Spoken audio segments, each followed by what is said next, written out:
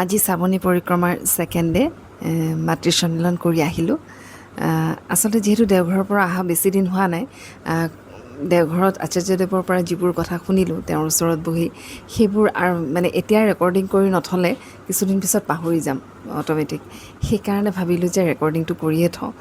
গতিকে আচাৰ্যদেৱৰ ওচৰত বহি কিনো শুনিলোঁ তাৰে দুটামান সোঁৱৰিছোঁ আৰু। এক মা আহিলে, তেওঁ মানে আশীৰ্বাদ বিচাৰিলে।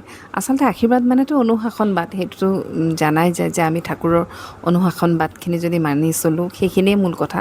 আৰু আচাৰ্যদেৱৰ তাতে আশীৰ্বাদ খুজিব গ'লে গমো পোৱা যায়, কাৰণ আচাৰ্যদেৱে কেনেকৈ চলিব লাগিব সেইটোৱে কৈ দিয়ে।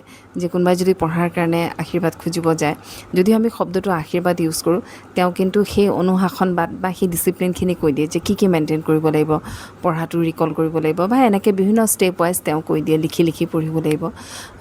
সেইটো বস্তুৱে তেওঁ আশীৰ্বাদ মানে যে তেনেকুৱা তথাস্তু কিবা এটা কৈ দিলে তেনেকুৱা একোৱে নকৰে। তথাপি শব্দটো আশীৰ্বাদ হিচাপে আচাৰ্যদেৱৰ তাতে যাওঁ, আশীৰ্বাদ লৈ আহোঁ বুলিয়ে আমি চবেই কওঁ। তো এনেকৈ মানুহে বিভিন্ন দিশত এটা বিষয়ত তেনেকৈ বিভিন্নজনে নিবেদন কৰে। কিন্তু সেই মা মানে ক'লে যে তেওঁক মানে সৰ্ব বিষয়ত আশীৰ্বাদ লাগে আৰু। তো দাদাই মানে কি ক'ব আৰু, দাদাই কৈছে তেনেকৈ হয় নেকি, অকণমান ধমকো দিছে মাগৰাকীক যে তুমি যিটো কৰিবা সেইটোৱে পাবা, আশীৰ্বাদ বুলিতো একো নাই। যদি মানুহৰ আগত দেখুৱাই পেলাই কৰা তাৰ ফলটো তেনেকুৱাই হ'ব। যদি তুমি প্ৰাৰ্থনা অকল মানুহৰ আগত কৰা, আকৌ ঘৰত নকৰা, বা নাকত আঙুলিটো দি পেলাই যদি হাত ধোৱা, মানুহ আগত থকাৰ কাৰণে হাতখন ধোৱা, অকলে থাকিলে সেইটো নকৰা, তেনেকৈতো নহ'ব। গতিকে তুমি যিটো কৰা, অকলে থাকিলেও মানুহৰ লগত থাকিলেও যিখিনি ঠাকুৰৰ অনুশাসনবাদ সেইখিনি ঠিক মানিব লাগিব। আৰু ঠিক মানিলে অট'মেটিক ঠিক ঠাক বস্তু পোৱা যাব। তেওঁক তেনেকৈ ক'লে আৰু এগৰাকী দাদা, তেওঁ ক'লে যে তেওঁ যিকোনো কাম কাম কৰিব আগবাঢ়িলে তেওঁৰ মানে কামটোত বাধা আহে, খুব বাধা আহে। তেতিয়া সেইটোৱে মানে তেওঁ আচাৰ্যদেৱক নিবেদন কৰিলে আৰু যে কি কৰিব, মানে তাৰে উপায় লাগে তেওঁক।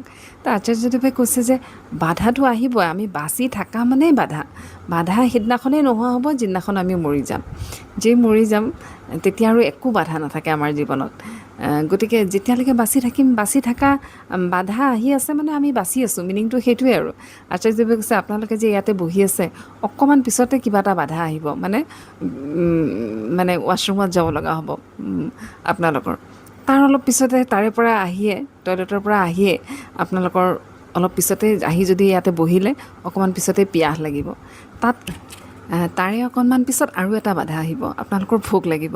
মুঠতে এটাৰ পিছত এটা বাধা আহিয়ে থাকিব, তাৰ অকণমান পিছত হয়তো টোপনি ধৰিব।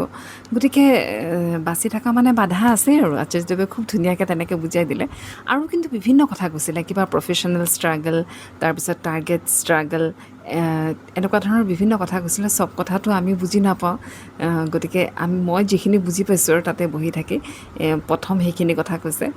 তো এনেকৈ বহি থাকিলে একচুৱেলি বিভিন্ন প্ৰশ্নৰ উত্তৰবিলাকৰ মানুহবিলাকে বিভিন্ন ধৰণৰ প্ৰশ্ন লৈ আহে আৰু তাৰে সমস্যাবিলাকৰ সমাধানবোৰ শুনা যায়, খুব ভাল লাগে আচলতে।